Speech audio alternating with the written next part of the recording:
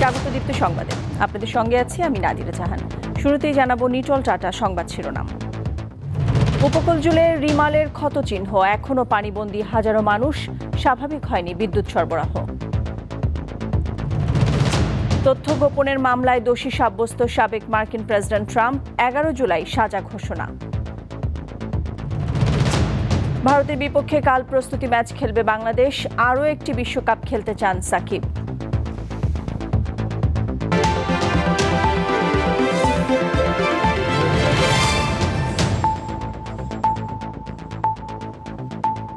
শিরোনাম শুনছিলেন, এবার পুরো খবর। ঘূর্ণিঝড় রিমালের ক্ষতচিহ্ন উপকূলীয় জেলা জুড়ে, এখনো পানিবন্দী পিরোজপুরের হাজারো মানুষ। 5 দিন পরও পুরোপুরি স্বাভাবিক হয়নি বিদ্যুৎ সরবরাহ। পটুয়াখালীতে জলোচ্ছ্বাসের পানিতে ভেসে গেছে অসংখ্য পুকুরের মাছ। ঘূর্ণিঝড় রিমালের প্রভাব কেটে গেলেও বিদ্যুৎ ও সুপেয় পানির তীব্র সংকটে রয়েছে পিরোজপুরবাসী। প্রায় 36 ঘন্টা পুরো জেলা বিদ্যুৎ বিচ্ছিন্ন থাকার পর কিছু এলাকায় সংযোগ চালু হলেও এখনও বেশিরভাগ গ্রাহকের ঘরে জ্বলছে না আলো। এই অবস্থায় চরম দুর্ভোগে সাধারণ মানুষ। এলাকায় আমাদের বিদ্যুৎ নাই, বিদ্যুৎ বিভাগে বলছে আইজে আসে কাইলে আসে এরকম বলতে আছে, কিন্তু 5 দিন যাবত পর্যন্ত আমাদের এলাকায় কোনো প্রকার কোনো বিদ্যুৎ নাই। ঘূর্ণিঝড়ে জেলার নিম্নাঞ্চল তলিয়ে যাওয়ায় এখনও পানিবন্দী অবস্থায় রয়েছে হাজারো মানুষ। সবচেয়ে বেশি ক্ষতিগ্রস্ত হয়েছে কাউখালী, ইন্দুরকানী, ভান্ডারিয়া ও মঠবাড়িয়া উপজেলার নদী তীরবর্তী এলাকা। আমাদের পানির অবস্থা খুবই খারাপ, খাল বিলের পানি খুব নষ্ট হয়ে গেছে। এখনো বিভিন্ন উপজেলা পর্যায়ে এবং ইউনিয়ন পর্যায়ে বিদ্যুৎ বিচ্ছিন্ন রয়েছে, সেগুলো পরিপূর্ণভাবে ঠিক করার কাজ চলমান রয়েছে। পটুয়াখালীতে ঘূর্ণিঝড়ের কারণে সৃষ্ট জলোচ্ছ্বাসে ভেসে গেছে অসংখ্য মাছের ঘের ও পুকুর। জেলার মহিপুর ও আলীপুরে মৎস্য বন্দরে এখন শুনশান নীরবতা। বাজারগুলোতে সামান্য কিছু মাছের দেখা মিললেও দাম অনেকটাই চড়া। বাজারে মাছের দাম বেশি, কারণ বন্যায় সব তলাই গেছে। মাছ কম এবং মাছের দামও বেশি। 1 কেজি চিংড়ির মাছের দামই 800 টাকা। দিনাজপুরে গত 29 মে বয়ে যাওয়া ঝড়ে ব্যাপক ক্ষয়ক্ষতি হয়। সড়কের পাশে গাছ পড়ে যোগাযোগ বিচ্ছিন্ন হয়ে পড়ে বেশ কয়েকটি উপজেলা। এছাড়া খুঁটি পড়ে গিয়ে বিদ্যুৎ বিচ্ছিন্ন রয়েছে বিভিন্ন এলাকা। কামরুন নাহার, দীপ্ত, বার্তাকক্ষ। প্রবল বৃষ্টি ও পাহাড়ি ঢলে সিলেটের 5 উপজেলায় আকস্মিক বন্যা দেখা দিয়েছে। এতে গোয়াইনঘাট, জৈন্তাপুর, কানাইঘাট, কোম্পানিগঞ্জ ও জকিগঞ্জের লাখো মানুষ পানিবন্দী রয়েছেন। ঘরবাড়ি ছেড়ে আশ্রয় কেন্দ্রে উঠেছেন অনেকে। বুধবার থেকে সুরমা, কুশিয়ারা ও সারি নদীর পানি ছিল বিপদসীমার উপরে। পাহাড়ি ঢল আর অতিবৃষ্টিতে সুনামগঞ্জের নদ নদীর পানিও বেড়েছে। পানি উন্নয়ন বোর্ড জানায়, হাওরে পানি প্রবেশের জন্য স্লুইস গেট এবং বাঁধ কেটে দেওয়া হয়েছে। হাওর পানিতে পরিপূর্ণ হওয়ার পর ঢল আর অতিবৃষ্টি হলে সুনামগঞ্জেও বন্যা হওয়ার আশঙ্কা রয়েছে।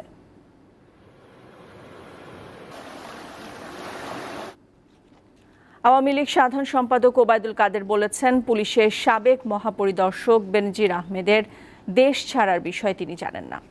বেনজিরের গ্রেপ্তারের বিষয়টি আদালত ঠিক করবে বলেও জানান তিনি।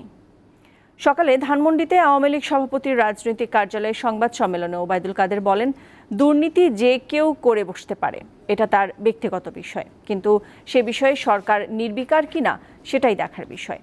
সরকার দুর্নীতির বিরুদ্ধে ব্যবস্থা নিচ্ছে জানিয়ে তিনি বলেন, বিএনপির আমলে হাওয়া ভবনের নির্দেশে সারা দেশে দুর্নীতি চলত। গণতন্ত্রের কথা বললেও বিএনপি দেশের গণতন্ত্রকে ধ্বংসের কিনারায় নিয়ে গেছে বলে মন্তব্য করেন ওবায়দুল কাদের। বাংলাদেশের নির্বাচন সেই প্রক্রিয়া দুদক তদন্ত করছে। দুদক যদি মামলা করে, তো মামলা করার পরে তো আদালত ঠিক করবে তাকে গ্রেপ্তার করবে, কখন করবে, জেলে পাঠাবে, যেহেতু প্রক্রিয়ার মধ্যে দিয়ে হবে। বিচার ব্যবস্থার যে প্রক্রিয়া, সেই প্রক্রিয়াতেই হবে। আসক্তি যখন হয় বিষে, তখন সেই নেশাকে বলে মরণ নেশা। তেমনি এক নেশা ধূমপান।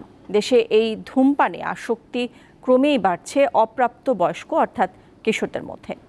আইন বিরুদ্ধ হলেও এসব কিশোরদের কাছে দেদারসে সিগারেট বিক্রি করছেন দোকানিরা। অথচ ধূমপান থেকে কিশোরদের নিরুৎসাহিত করতে নেই সঠিক কোনো কর্মপরিকল্পনা। দেশের প্রায় প্রতিটা শিক্ষা প্রতিষ্ঠান কিংবা গলির মুখে শিশুদের নাগালেই বিক্রি হচ্ছে বিভিন্ন ধরনের তামাক পণ্য, আর এই তামাক পণ্য বিক্রিতে করা হয় না বয়সের বাছবিচারও, যার ফলে এর প্রতি দিন দিন আগ্রহী হচ্ছে অপ্রাপ্তবয়স্করাও। একটা সিগারেট হলো কাগজে মোড়ানো কিছু তামাক, যার এক প্রান্তে থাকে আগুন এবং অপর প্রান্তে থাকে নিজের জীবন ঝুঁকিতে ফেলা এক বোকা। এমন উক্তি জেনেও যেন থেমে নেই ধূমপান নামক এই বিষপান। উদ্বেগের বড় বিষয়, দেশে কিশোর অর্থাৎ অপ্রাপ্ত বয়সীদের মাঝে বাড়ছে এই ধূমপান। কেউ বন্ধুদের অসৎ সঙ্গে, আবার কেউ পরিবারের সদস্যদের কাছ থেকেই শিখছে এই মরণ নেশা। সিগারেট খাই প্রায় 1 বছর হয়ে গেছে আর কি। ফ্রেন্ডদের সাথে তালে তাল মিলে আর কি খাওয়া স্টার্ট করি। খাবো, ঠিক খাওয়া ছাড়তে পারবো না, সব ছেড়ে দিব, কিন্তু খাওয়া ছাড়া যাবে না। খাই সিনিয়রদের থেকে দেখছি, বন্ধু-বান্ধবরা খায়, বন্ধু-বান্ধব থেকে শিখছি। এখনকার যুগে তো সব ফ্যাশন, সিগারেট খাও, এই থেকেই খাই। যে সময় একটু টেনশন লাগে, নিজেকে নার্ভাস লাগে, তখন একটু খাই। মানে একাকিত্বভাবে যখন খাই তখন একটু খাইলে একটু নিজের কাছে রিল্যাক্স মনে হয়। 18 বছরের কম বয়সীদের কাছে তামাকজাত দ্রব্য বিক্রি করা বেআইনি, অথচ এটা আজও থেমে নেই। বিক্রি না করলে বাদে ওই যে হুমকি দেয়, আপনি পয়সা দেখাম বিক্রি করবেন না কেন। কিন্তু খালি সালে আই এরা গায়ে গায়ে হেলে বাসায় বয়ে থাকবা, আমরা ফের তো চলাল লাগবো। দেশের ভবিষ্যৎ এসব কিশোরদের ধূমপানের কারণে স্বাস্থ্য ঝুঁকির বিষয়ে সচেতন করতে নেই কোনো উদ্যোগ, অথচ স্কুল হতে পারে এ বিষয়ে সচেতন হতে সবচেয়ে বড় মাধ্যম। আর স্কুল হিসেবে যেটা বলবো, মানে আমি যেটা আমার প্রতিষ্ঠানে অ্যাপ্লাই করি, সেটা হলো অবশ্যই বাচ্চাদের বেশি বেশি কাউন্সিলিং করাতে হবে, ওদের বোঝাতে হবে, এর ক্ষতিকারক প্রভাবগুলো সম্পর্কে ধারণা দিতে হবে। মনোবিজ্ঞানীরা বলছেন, শিশুদেরকে বুঝতে না চাওয়া বা সময় না দিয়ে তাদের হাতে মোবাইল কম্পিউটার তুলে দেওয়ার মতো দায়িত্বহীনতার ফলেও ধূমপানে আসক্তি বাড়ছে। এটার ক্ষতিকর দিকগুলো বললেই যে কেউ নিজেকে সেখান থেকে রহিত করবে তা না, তাদেরকে বরং শেখাতে হবে এটা না করে আর কোন পন্থায় তাদের হতাশাটা মোকাবেলা করতে পারে। ও যদি একটা খুব সুন্দর জায়গা কল্পনা করে, মেডিটেশন করে, সেগুলিও কিন্তু তার মন খারাপ বলেন, হতাশা বলেন, এগুলিকে ওভারকাম করতে সাহায্য করবে। ধূমপান বিরোধী সচেতনতা বাড়াতে কাজ করা এই চিকিৎসকের মতে, পরিবার এবং স্কুল যদি শক্ত অবস্থান নেয়, তবে তামাক সেবন অনেকটা রোধ করা সম্ভব। এর মূল্যবোধের যে অভাবটা হচ্ছে আমাদের সমাজে, সেটার মূল কারণটা হচ্ছে যে আমরা সঠিকভাবে এই শিশু কিশোরদের দিক নির্দেশনা দিতে পারছি না। সন্তানকে মানুষ করার জন্য তাকে যে একটা কোয়ালিটি টাইম, মূল্যবান সময় তাকে দিতে হবে সন্তানকে, তার কথা শুনতে হবে, সে পড়ায় মনোযোগী কিনা সেটা দেখতে হবে, তার রেজাল্টটা খারাপ না ভালো দেখতে হবে, সবচেয়ে বড় কথা তার বন্ধুবান্ধব কারা, সেটা কিন্তু এখন পিতামাতা দেখছেন। Global school based student health সার্ভের তথ্য মতে, বাংলাদেশে 13 থেকে 15 বছর বয়সীদের মধ্যে তামাক ব্যবহারের হার অন্তত 12%। সঞ্জিদা প্লাবনী, দীপ্ত সংবাদ, ঢাকা। আন্তর্জাতিক প্রসঙ্গ। ব্যবসায়িক নথিপত্রে তথ্য গোপনের মামলায় দোষী সাব্যস্ত হয়েছেন যুক্তরাষ্ট্রের সাবেক প্রেসিডেন্ট ডোনাল্ড ট্রাম্প। স্থানীয় সময় বৃহস্পতিবার নিউ ইয়র্কের একটি আদালত এই রায় দেয়। ওই মামলায় আনা 34টি অভিযোগের সবকটিতে দোষী সাব্যস্ত হন রিপাবলিকান পার্টির এই নেতা। এই রায়ের মধ্য দিয়ে প্রথমবারের মতো যুক্তরাষ্ট্রের কোনো সাবেক প্রেসিডেন্ট ফৌজদারি অপরাধের জন্য দোষী সাব্যস্ত হলেন। 11 জুলাই ট্রাম্পের সাজা ঘোষণা করা হবে। সাবেক এই প্রেসিডেন্টের কারাদণ্ড হতে পারে, তবে আইনজ্ঞরা বলছেন তাকে জরিমানা করার সম্ভাবনাই বেশি। মামলার রায় ঘোষণার পর সাংবাদিকদের ট্রাম্প বলেন, এটা তার জন্য মর্যাদাহানিকর। আদালতের সিদ্ধান্তের বিরুদ্ধে তিনি শেষ মুহূর্ত পর্যন্ত লড়াই করে যাবেন। খেলার খবর। দর্শক, শিরোনামে জানাচ্ছিলাম, বিশ্বকাপের আগে শেষ প্রস্তুতি ম্যাচে ভারতের বিপক্ষে মাঠে নামছে বাংলাদেশ। শনিবার ম্যাচ শুরুর রাত 8:30টায় নিউ ইয়র্কে নাসাউ কাউন্টি আন্তর্জাতিক স্টেডিয়ামে ভারতের মুখোমুখি হবার আগে বেশ সমালোচনায় জর্জরিত শান্ত বাহিনী।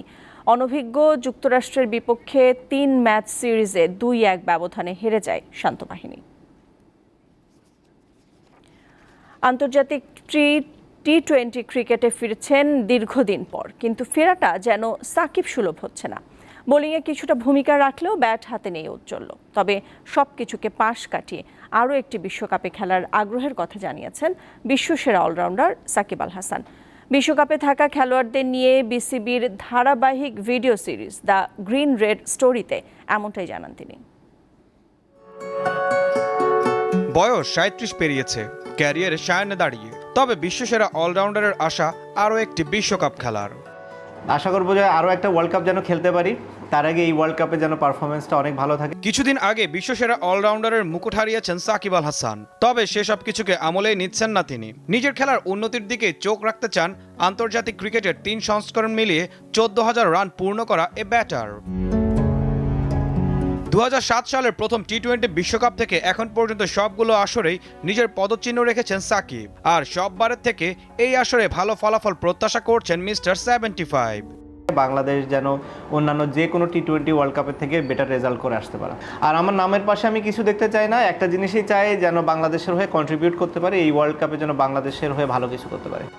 পরিবার নিয়ে বেশিরভাগ সময় যুক্তরাষ্ট্রে কাটান সাকিব, তাই তো হোম অ্যাডভান্টেজ পাবেন কিনা এমন প্রশ্নের জবাবও দেন তিনি। ওয়েস্ট ইন্ডিজ ও আমেরিকা দুইটা জায়গায়, এর আগে আমরা ফ্লোরিডাতে যখন খেলেছি তখনও বাংলাদেশ ভালো করেছে। ওয়েস্ট ইন্ডিজে আমরা সবসময় ফেভার পাই, কারণ ওই দেশের পিচগুলো অনেকটা আমাদের মতোই হয়ে থাকে। তো আমি আশা করছি যে দুই জায়গায় আমরা অ্যাডভান্টেজ পাবো। টি-20 বিশ্বকাপে গ্রুপ ডিতে বাংলাদেশের 4 প্রতিদ্বন্দ্বী দক্ষিণ আফ্রিকা, শ্রীলঙ্কা, নেপাল ও নেদারল্যান্ডস। গ্রুপ পর্বে নিজেদের প্রথম 2টি ম্যাচ যুক্তরাষ্ট্রে খেলে পরের 2টি সেন্ট ভিনসেন্টের কিংসটাউনে খেলবে বাংলাদেশ দল। ঈশান হাসান, দীপ্ত স্পোর্টস। শেষ করব দীপ্ত সংবাদ, তার আগে নিটল টাটা সংবাদ শিরোনামগুলো জানিয়ে দিচ্ছি আরও একবার। উপকূল জুড়ে রিমালের ক্ষত চিহ্ন, এখনো পানিবন্দী হাজারো মানুষ, স্বাভাবিক হয়নি বিদ্যুৎ সরবরাহ। তথ্য গোপনের মামলায় দোষী সাব্যস্ত সাবেক মার্কিন প্রেসিডেন্ট ট্রাম্প, 11 জুলাই সাজা ঘোষণা। ভারতের বিপক্ষে কাল প্রস্তুতি ম্যাচ খেলবে বাংলাদেশ, আরও একটি বিশ্বকাপ খেলতে চান সাকিব।